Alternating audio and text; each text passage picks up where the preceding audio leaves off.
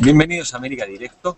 Hace unos días publicamos en Infobae América esta noticia que estamos compartiendo en la pantalla, donde se habla de las evidencias de que un equipo cubano organizó el fraude en Venezuela.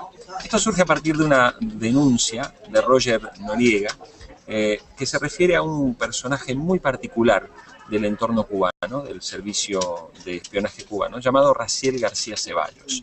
Por eso hemos invitado en esta ocasión a Zairena Barbosa, periodista que vive en Miami, periodista audiovisual que trabaja en radio y en televisión, y que a partir de una entrevista que dio para un canal televisivo pudimos conocer esta información. Zairena, muchas gracias por estar con Infobae América. Gracias a ustedes, Jorge, por invitarme. Bueno, Zairena, queríamos preguntarte para empezar, ¿quién es Raciel García Ceballos, este personaje cubano que aparece mencionado y denunciado por Noriega? García Ceballos, el personaje descubierto gracias a la investigación de Roger Noriega y expuesto además, es el coordinador, es el equipo encargado en este momento de manejar el fraude electoral que entre Cuba y Venezuela se gestó, por lo menos en estas últimas elecciones, para darle el triunfo al presidente Nicolás Maduro. García Ceballos no estuvo a cargo de las elecciones pasadas. El 7 de octubre hubo otra persona, y para las otras elecciones del 2010, que fue lo que yo mencioné en la entrevista de televisión que me hicieron en el canal local, tampoco estuvo él. En este momento es el encargado, es la cara que maneja los contactos entre Cuba y Caracas de todo lo que es el fraude electoral. Probablemente también vaya a manejar García Ceballos lo que va a ser la participación ahora a mediados de año en el proceso de elecciones locales, que es para gobernadores y alcaldes que está por hacerse. También yo mencioné en esa entrevista que Venezuela en 14 años de socialismo del siglo XXI ha tenido con del 14 de abril, 19 elecciones. Es decir, ¿qué es lo que se evidencia? Si desde el 2010 ya nosotros tenemos la certeza de que en Venezuela se practica el fraude 100% aplicado en favor de los intereses del chavismo, del socialismo del siglo XXI, en el 2010 se efectuó, en el 2012 se efectuó cuando ganó el triunfo, cuando ganó la presidencia el presidente Hugo Chávez, y ahora en el 2013 se repite con la presidencia de Nicolás Maduro. En Venezuela, primero, que haya elecciones no significa que haya un régimen democrático garantizado al 100% que respete los derechos humanos y las libertades civiles y ciudadanas. Es decir, no todos los países donde hay democracia, donde hay elecciones, son democráticos. Y segundo, no todos los países, no siempre quien vota elige. En este caso, en Venezuela, el voto no elige. Tu voto, como venezolano, o todos los venezolanos que nos están viendo en este momento en esta entrevista, pues no es lo mismo un voto de un venezolano normal de la oposición que de un venezolano chavista. Yo dije en ese momento que para el 2010, cuando las elecciones de los integrantes de la Asamblea Nacional en Venezuela, la distribución electoral del patrón electoral por el CNE hicieron que mientras más votos hubiese para los chavistas, más número de representantes iban a tener la Asamblea Nacional, y fue de hecho lo que pasó. El resultado final de esas elecciones dieron más votos para la oposición, pero menos representantes en la Asamblea Nacional, menos diputados. Quiere decir que valen más los votos chavistas que los votos de los venezolanos. En Venezuela, primero, hay más elecciones por año que en cualquier otro país de este continente, del hemisferio occidental, y eso no quiere decir que somos democráticos ni que hay democracia. No se respetan los derechos humanos ni las libertades ciudadanas, ni se garantizan las libertades civiles. Y segundo, en Venezuela votar no significa elegir. El fraude está montado y va a seguir montado. La gente que piensa que el fraude electoral en Venezuela se gestó a partir de la indicación del presidente Chávez antes de irse en La Habana en diciembre del año pasado, cuando él sugirió que para la presidencia él dejaba encargado a Nicolás Maduro y que lo eligieran a él. La gente que piensa que a partir de ahí se montó este fraude está equivocada.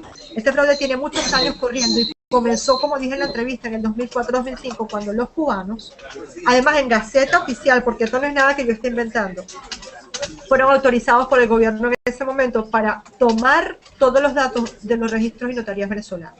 A partir de ahí Los cubanos, en una red de inteligencia entre Cuba y Venezuela, comienzan a tener idea de quiénes somos, qué tenemos, qué vendemos y qué adquirimos. Toda esa base de datos está incluida dentro del plan de inteligencia que se maneja entre Cuba y Venezuela, por ejemplo. Zairena, ¿nos puedes explicar cómo es que se organizó este fraude? O sea, ¿qué particularidad tuvo? Porque hay un dato que sin ninguna duda llama la atención, que es la cantidad de personas habilitadas para votar en Venezuela.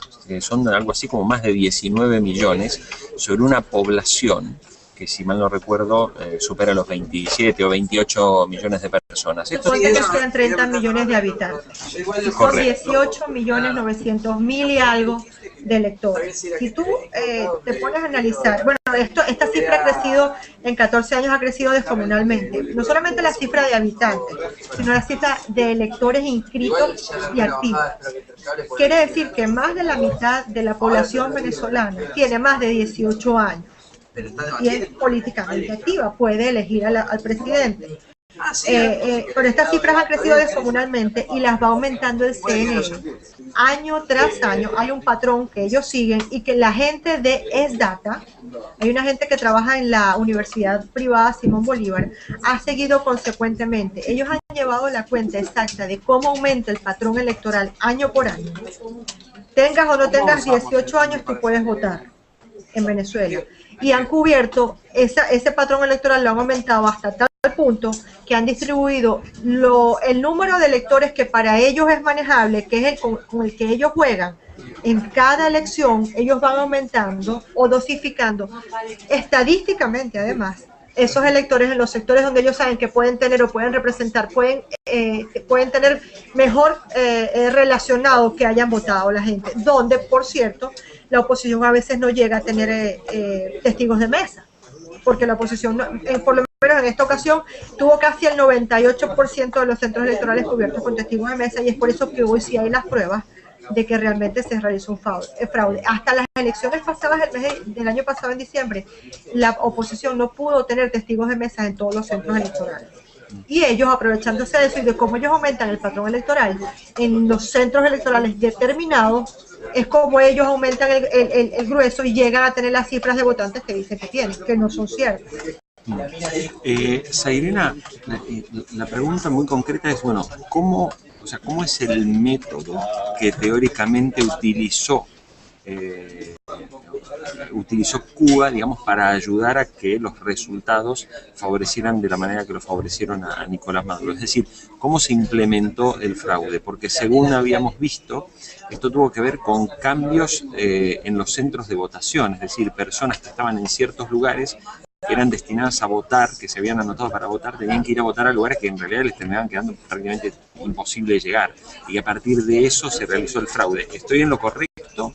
¿O cómo fue exactamente el método? No solamente que cambian el sitio de votantes para afectar a la oposición y favorecer al chavismo, sino que hay, por ejemplo, personas triple ceduladas o que tienen 40 identificaciones diferentes, 40. No estamos hablando de que una persona pueda manejar 3 diferentes cédulas de identidad y pueda votar en 3 sitios diferentes.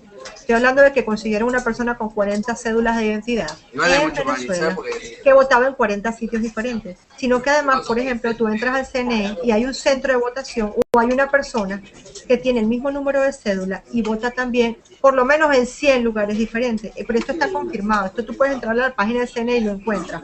O hay una que está registrada en el CNE y tiene en los datos que tú le buscas, hay 100 personas que viven en una sola casa porque tienen el mismo domicilio y son votantes, son activos. Entonces tú lo buscas en el CNE y estos son todos datos que pueden ser revisados por quien entra a la página del Consejo Nacional Electoral en Venezuela. Cada como votante activo que quieres participar en las elecciones en Venezuela, tienes que dar tu número de cédula, tus datos personales, tus datos de vivienda. Pero tú puedes entrar y encuentras con que hay 100 personas viviendo en una sola casa y que son electores activos. Ese tipo de cosas, que algo, Jorge, no son nuevas ni exclusivas del chavismo. Esto se ha puesto en práctica desde muchos años antes del chavismo. El chavismo lo que ha hecho es perfeccionar al punto que manejan estratégicamente los datos, las estadísticas y de las elecciones para favorecerse y como en este caso, para llegar a una diferencia de 250.000 votos más o menos es que separan a Capriles de Nicolás Maduro. Nada más. Y ahora, otra de las cosas que no se saben todavía, pero que vamos a comentarla para ustedes en exclusiva, es que lo próximo que se va a descubrir es quiénes son, a través del chavismo, las personas que en el Congreso de los Estados Unidos, hablando de congresistas de los Estados Unidos, están haciendo el lobby para que el gobierno de Obama reconozca al presidente Nicolás Maduro como el presidente de Venezuela, lo cual no ha ocurrido. Sabemos que hay una solicitud hecha, no solamente sino firmada por más de 120.000 personas de cualquier nacionalidad, de nacionalidades de Latinoamérica, que están solicitando al gobierno de los Estados Unidos que no reconozca la presidencia de Nicolás Maduro. Pero ya sabemos también que hay congresistas por personajes del chavismo o del madurismo ahora, como tú lo quieras llamar, y que están trabajando precisamente para que en cuestión de unos 2 semanas máximo sea reconocido el presidente Nicolás Maduro por parte del presidente Barack Obama. Y Zairena, si esto es así, si hay congresistas de Estados Unidos reclamando que van a hacer esta solicitud formal, tiene que haber un argumento, independientemente de la cuestión electoral, que todo el mundo sospecha que algo pasó. Pero que aunque la gente no diga exactamente fue un fraude, lo que sí la gente evidencia, o por lo menos la comunidad internacional, es que no hubo claridad en las elecciones. Y fue reconocido incluso por la Organización de Estados Americanos, pidiendo que se hiciera el 100% de la auditoría. La auditoría, tenemos cuántos días de auditoría caminando y hasta ahora no se sabe nada, porque es nada más que una burla. En Venezuela el Consejo Nacional Electoral está manejado también por las autoridades del gobierno y no va a haber respuesta. Y la impugnación no va a tener resultados.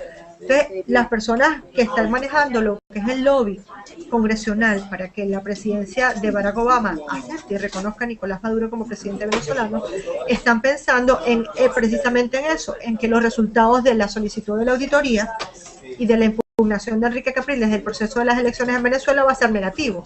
Ante esa respuesta, ante ese resultado, pues no va a quedar más remedio finalmente que la diplomacia norteamericana reconozca a Nicolás Maduro como presidente electo en Venezuela.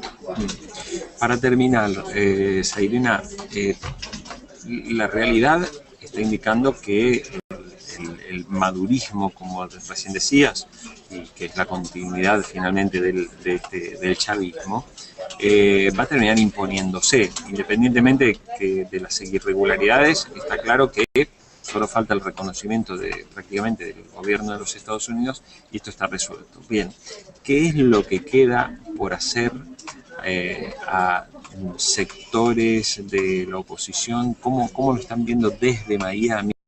¿Cuál es la actitud que deben tomar? Porque evidentemente una vez que haya un reconocimiento es como que la discusión por el fraude se va a terminar y tocará emprender una nueva estrategia para tratar de lograr finalmente que un sector opositor tenga una mayor representación, que ya la tiene, porque el 50% de los votos fueron destinados hacia allí. Sin embargo, las decisiones que toma el gobierno de Nicolás Maduro van en un sentido contrario. Aquí solamente valen los Maduro y los demás son los enemigos de la patria. ¿Qué es lo que tiene que hacer la oposición? Por lo menos no son aceptados, ¿no? A la oposición le queda más remedio en Venezuela que seguir evidenciando que el gobierno que comenzó como el socialismo del siglo XXI representado por Hugo Chávez y que ahora tiene el chavismo sin Chávez. Hay muchas formas de calificarlo. Esto es chavismo sin Chávez, el postchavismo o el inicio del madurismo. Seguir evidenciando internacionalmente que en Venezuela este tipo de regímenes que son electos a una forma de gobierno democrático, seguir evidenciándolo mientras se trabaja en Venezuela porque haya por lo menos respeto por las solicitudes como esta, como la de la impugnación a la auditoría ante el Consejo Nacional Electoral y la impugnación de las elecciones ante el Tribunal Supremo de Justicia. Yo particularmente no creo que vaya a ser efectivo, que vaya a tener un resultado positivo. La auditoría evidentemente va a dar como ganador por poquito margen de diferencia a Nicolás Maduro y van a negar la impugnación de las elecciones solicitada hace ya 2 semanas por la Mesa de la Unidad y de Enrique Capriles, pero ellos van a tener que seguir trabajando a nivel internacional. El chavismo no va a dejar de ser quien es, el chavismo no va a dejar de seguir manejando este proceso involutivo en Venezuela, que por lo menos en el último año, ha dado como resultado, por decirte algo, el aumento del 30% en los alimentos en Venezuela, cosa que es impagable, o el cierre ya del más del 90% de la empresa, del comercio y de la industria privada en Venezuela, o seguir manteniendo lo que hasta ahora ellos han hecho, con mucho éxito, por cierto, que es el secuestro de los medios independientes y privados en Venezuela. Ellos, aun cuando hablan de los medios golpistas, no le dicen a nadie, y a mucha gente lo cree, que el 92% de los medios en Venezuela están en manos del gobierno.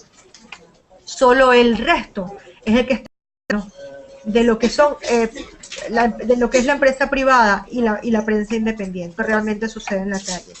Y para ya finalizar con la entrevista, por decirte algo, una de las cosas que más me sorprendió de lo que hicimos como trabajo aquí en la radio Miami para el día de las elecciones del 14 de abril, era que muchísima gente estaba conectada a internet con nosotros, porque en Venezuela no tenían forma de enterarse de lo que estaba pasando durante todo el proceso de las elecciones. Y eso para mí no es que satisfacción, porque de alguna manera el trabajo de uno pues tiene eco, pero me da muchísima tristeza. Me da muchísima tristeza porque un pueblo desinformado es un pueblo que no va a tener nunca educación, y que lamentablemente para nosotros va a ser el resultado de lo que es la duplicación del régimen de más de 50 años de Cuba. Sairena Barbosa, periodista audiovisual, radicada en Miami. Muchísimas estar en contacto con Infobae América y con América Directo, y esperamos contar contigo de nuevo muy pronto.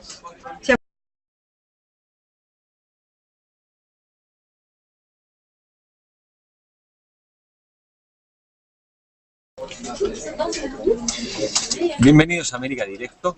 Hace unos días publicamos en Infobae América esta noticia que estamos compartiendo en la pantalla, donde se habla de las evidencias de que un equipo cubano organizó el fraude en Venezuela. Esto surge a partir de una denuncia de Roger Noriega, que se refiere a un personaje muy particular del entorno cubano, del servicio de espionaje cubano, llamado Raciel García Ceballos. Por eso hemos invitado en esta ocasión a Sairena Barbosa. Se gestó, por lo menos en estas últimas elecciones, para darle el triunfo al presidente Nicolás Maduro. García Ceballos no estuvo a cargo de las elecciones pasadas. El 6 de octubre hubo otra persona, y para las otras elecciones del 2010, que fue lo que yo mencioné en la entrevista de televisión que me hicieron en el canal local, tampoco estuvo él. En este momento es el personaje cubano que aparece mencionado y denunciado por Noriega. García Ceballos, el personaje descubierto gracias a la investigación de Roger Noriega y expuesto además, es el coordinador, es el equipo encargado en este momento de manejar el fraude electoral que entre Cuba y Venezuela. Periodista que vive en Miami, periodista audiovisual que trabaja en radio y en televisión, y que a partir de una entrevista que dio para un canal televisivo pudimos conocer esta información. Sairena, muchas gracias por estar con Infobae América. Gracias a ustedes, Jorge, por invitarme. Bueno, Sairena, queríamos preguntarte para empezar, ¿quién es Raciel García Ceballos